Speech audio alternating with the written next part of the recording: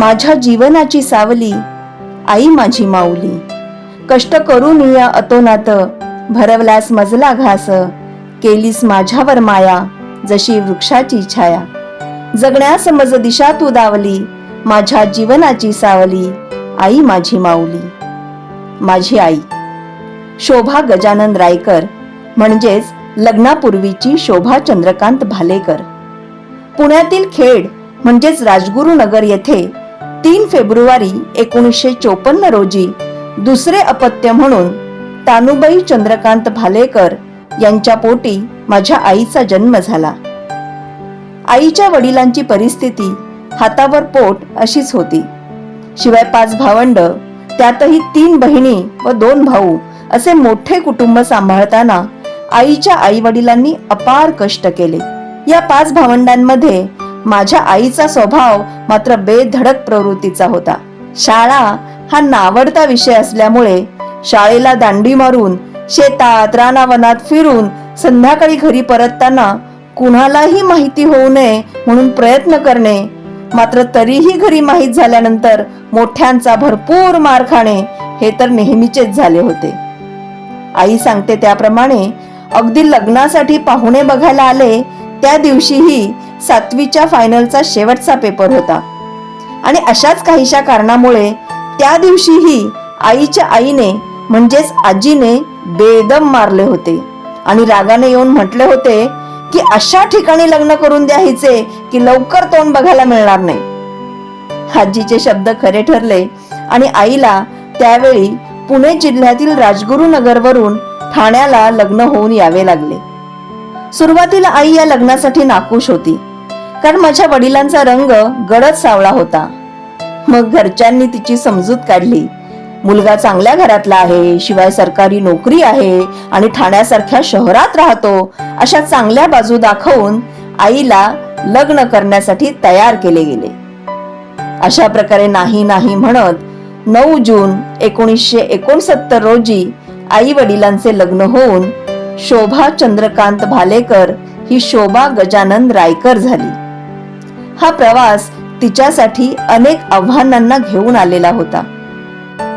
मुळात गावाकडून शहरात येताना वातावरण, परिस्थिती या सर्वच गोष्टी अगदी वेगळ्या होत्या आणि त्यातच घर सांभाळणे, मुलांच्या जबाबदाऱ्या पार पाडणे, त्यांची शाळा, शिक्षण, संस्कार यासारख्या अनेक गोष्टी होत्या. आजच्या तुलनेत त्या काळात जीवनमान कष्टाचे असल्यामुळे कष्ट कधीच चुकले नाहीत आणि म्हणूनच तर माझ्या आईने घर मुलं सांभाळून शिवणकाम करीत संसाराला हातभार लावला. संसाराच्या वेलीवर काही वर्षातच 3 मुले झाली. त्यात मोठा संतोष, 2 नंबरला सविता आणि 3ऱ्या नंबरला कविता. संतोष हा अपत्यांमधील सर्वात हुशार, त्यामुळे त्याच्या शिक्षणात बाधा येणार नाही यासाठी आई बाबा कायम तत्पर राहिले. संतोषनेही आई बाबांच्या मेहनतीचे सोने करून शिक्षणात MS पर्यंत पदवी संपादन केली. एवढेच नव्हे तर उच्च शिक्षण घेतल्यानंतर तो अमेरिकेत जाऊन स्थायिक झाला. आपल्या आई वडिलांनी केलेल्या कष्टाचे चीज म्हणून त्याने बऱ्याचदा आई वडिलांनाही बाहेरगावची सफर करून आणले. सविता व कविता या दोन्ही मुलींनीही चांगल्या प्रकारे उच्च शिक्षण पूर्ण केले. त्या लग्न झाल्यानंतरही सतत आई वडिलांच्या जवळपासच राहिल्या. तिन्ही मुलांनीही आई वडिलांच्या कष्टाचे चीज केले. त्यांच्यासाठी ही खूप अभिमानाची गोष्ट होती. काळा नवरा नको म्हणून लग्नाला नकार देणारी माझी आई आज खंबीरपणे वडिलांना संसारासाठी तितकीच चांगल्या प्रकारे साथ देताना मी पाहिले आहे. लग्न झाल्यानंतरच्या काळातील बाबांच्या तसेच संसारातल्या गमती जमती सांगताना आई बऱ्याच वेळा रमत असते.